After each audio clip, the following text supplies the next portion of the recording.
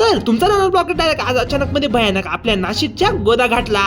मग नजारे नादच खुळा. हा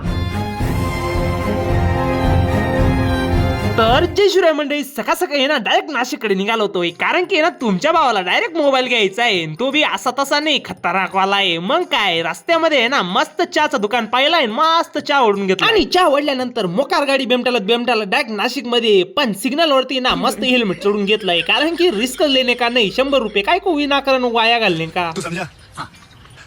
आणि नाशिक मध्ये एंट्री मारतात आम्हाला डायरेक्ट देवांचेच दर्शन झाले. म्हटलं येई तो हमारा नाशिक आहे. मग गाडी बेमटालत डायरेक्ट भावाच्या क्लासेस मध्ये. आणि इथं आपला मोबाईल आधीच येऊन लागलेला होता. म्हटलं भावाला तू फक्त आता ओपनिंगच कर.